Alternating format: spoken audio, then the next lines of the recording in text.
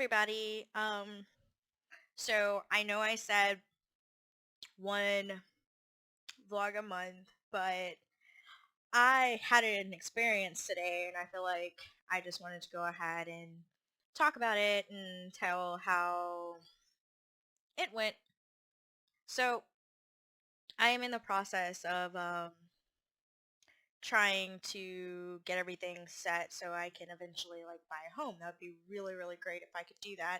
Um, so I needed to go meet with the counselor person who gives you your certificate because instead of doing a sit down course where it was like a 6 hour long course and you sit there and you listen to them talk and they teach you all this stuff, I decided to do the online course. I am glad that I made that decision now because for me, I knew a week ago that I needed to go to this appointment. I'd spoken very briefly to the lady on the phone, and I just basically got the information I needed of how to get there and what I needed to bring. And I was like, okay, see you Thursday. So Thursday comes, and work was not stressful today at all. So I'm in actually a really good a headspace. I know I'm going to go do this, and I'm actually excited about it because, you know, it's one step closer to my goal. So as I'm getting there, driving there, there is traffic, and I am not good with traffic at all. I cannot stand. I mean, I know most people, well, nearly everybody. I don't think I could find one person who said that they like traffic. I can't stand traffic, and it really skyrockets my anxiety, especially when I'm going somewhere I don't know. Now, if I'm in traffic and I know where I'm going, I'm usually okay.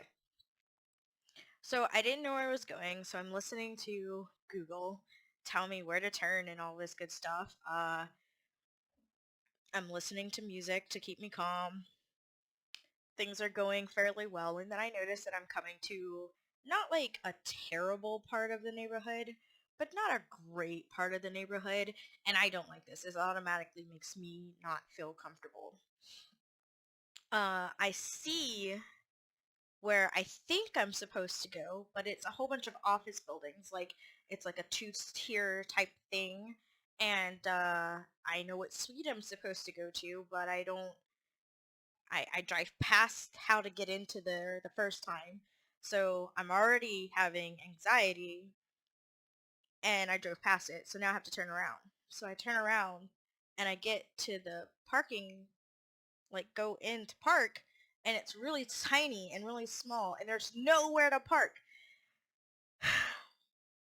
So now I'm stuck. Anxiety starts getting higher, and I'm like, it's okay, it's okay, it's fine, it's fine. And once I'm in there and I'm stuck, I see the sign that says more parking at Rite Aid. And I'm like, if you knew that this is a problem and you put up signs that says there's more parking at Rite Aid, why isn't that at the entrance? Why is that not at the entrance before people pull in and get stuck? Whatever, I don't understand that. That's my logic. My logic says don't put it inside when people are already stuck and they're having trouble getting out because there's no way to really turn around. Thank goodness I have a small car, but what if you're driving a huge truck? Like, come on now. Anyway, so I managed to turn around. I go to the Rite Aid, which ironically was where I went to turn around to get back to the parking area. So I could have just stayed there. If there was a sign, I would have just stayed there and would have avoided 10 minutes of this. It really was like 10 minutes because traffic, whatever. So I go back, I park at the Rite Aid, and I'm like concerned, and I'm like, it says extra parking, but I hope my car doesn't get booted and all this other stuff, but I don't see any signs that says it's gonna get booted, so I'm like, it should be fine, whatever. Okay, fine. I get my stuff, and I walk across the street, and I have to walk from literally this where I was supposed to go is at the other end. And to get to the other end, you either have to go behind the building, which is a heck no, or go in the front of the building. But then there's like all these people that are looking at you that are, I don't know. So I didn't feel comfortable, but I did it because I needed to get this thing. I needed to accomplish this one thing. This whole time I'm wishing I had somebody with me. And it's not even just to keep me calm, but I am calmer when I know that somebody is with me and I can just kind of divert to that person if they, especially someone who knows what's going on. So I get there and I go to open the door and the door is locked. Signs flashing open, open, open, open, open. And another little sign that says open, but the door is locked. Why is the door locked? Now, I had already tried to call this lady the first time when I was trying to figure out where to park, and she didn't answer. So I'm standing there for about like 3 minutes, and so I pick up the phone again and I call. This time she does answer, and I'm like, hey, I'm here for my appointment, and she's just like, oh yeah, I just keep my door locked. Hold on, let me come. And I'm like, you keep your door locked? Obviously. This is not a good fire time because you keep your door locked. But it's fine. I have to be here to do this. I need the certificate. Okay. So I go inside and I'm still like I already have my triggers. I'm already triggered. And I must sit here and listen to this lady for 45 minutes to an hour. I know this. So I go inside and the state of the building, like the state of her office is like old school, dated, and dusty. And I am one, allergic to dust mites, and two, don't it smells in there. So it's already hitting my senses. So I'm allergic to dust mites. It smells. It has a funkified smell. I can't put my finger on it, but it was funky, and I didn't like that. So that's already hitting my senses. And she's a smoker. I know this. So like it's a funky smell plus a smoky smell, like hitting me all at once, and I'm just like, mm-mm. And the lady was loud. She was so loud and so happy and so talkative and yada and na na na na na na na and I'm just like the whole time. This is my demeanor the whole time. I didn't look at her. I knew that I should try and I did, but every time I tried to look at her, it just got worse. I immediately, like, she's talking to me about stuff and I'm not, and like internally I'm saying to myself, listen to her, listen to her, listen to her. And at the same time I'm saying, stay calm, stay calm, stay calm, stay calm, stay calm, because I am this close to crying, to having a meltdown, to losing everything that I have worked for to come here. And this lady doesn't know that I have autism.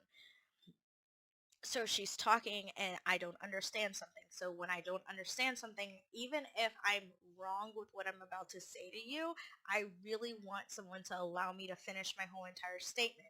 Because if I say my whole entire statement and I'm still wrong, then that person knows where I'm thinking from and then they can correct me in the best way rather than stopping me mid-sentence, throwing me completely off guard, because when she did that, she did it like 3 times and I heard nothing of what she said after she cut me off because I'm stuck on my full statement.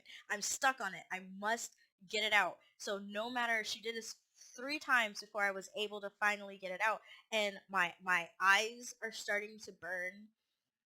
I can feel myself, like I'm actually stimming, like I was rocking. So I have 2 types of rocking for my stimming, and it's the calming. I'm just, I do this and I don't even notice that I'm doing it when I'm playing video games and I'm talking to friends, or I rock harder and with more intent apparently when I'm trying to keep myself calm so I don't have to deal with a meltdown in front of people that I don't know. That's like it's one of my biggest, like, I don't want that to happen.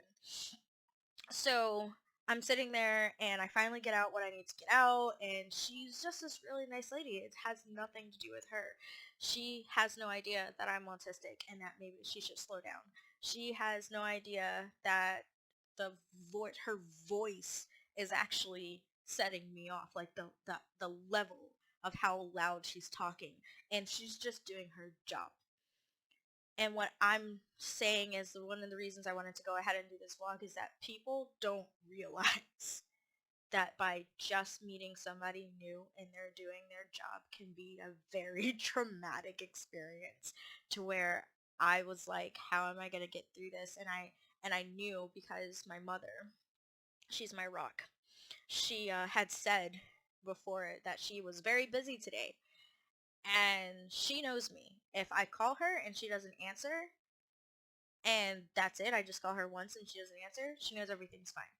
If I call her and she doesn't answer, and then I call her again and she doesn't answer, and I call her again, like I will call and call and call. And the more she doesn't answer, the worse it gets. And like I get into these huge panic moments. So she has figured out that if I call and she doesn't answer and I immediately call back, she knows that I'm like in meltdown mode. And she'll normally try her very best to pick up the phone on the next time that I call. But I was trying to not call her, and I was thinking, well, who's my backup? Who else could I call? And I'm like, oh, I could call this person. Oh, wait, no, they're doing something. Oh, I could call this person. I hope they're actually like they're okay. But there's not many people on my list that I can just call in panic mode and them know what to do or just talk to me. So I didn't have a meltdown. I came very close to a meltdown. At some point, I believe this lady realized that I was not responding to her, and it wasn't that I wasn't responding. I just wasn't responding probably how she would recognize for a person to normally respond. So she kind of like stopped talking as much and stopped talking as fast and let me get my full sentences out. And the rest of the thing was great. But then I had to leave and I had to go home and there was traffic and it took me on back roads that I didn't know what back roads were. And I finally got to call somebody because like at this point, even though the whole experience is over, I still need to make it home. And everything compounds against every little thing. So I was able to make a phone call and I was able to talk to a friend. He had no idea that I actually was calling him to calm myself down. I just talked to him about him and what he did that day, and it was perfect. And then I actually did call my mother afterwards to tell her everything and everything like that, and it was great. So today I kind of just wanted to talk about that experience, and because it dawned on me that that lady did absolutely nothing wrong. In our society and the way that the world is, it's just not meant for, it's not built around people with autism, because where that situation for someone else, like my mother, could have gone through that same situation and been totally fine and nothing would have been wrong. She wouldn't have thought that the smell bothered her. She wouldn't have been bothered by the lady's voice. She wouldn't have been bothered by the fact that she couldn't get her full statement out. She wouldn't have been stuck. But I was stuck. And for me to make it independently, those are things that I have to deal with on a daily basis. And this was just something that I wanted to share. So, thanks for listening to me drone on about my almost freak out moment. And always subscribe, share, and click on the notification bell so you know when new content is coming out, especially little surprises like this one. And as always, stay unique. Bye, guys.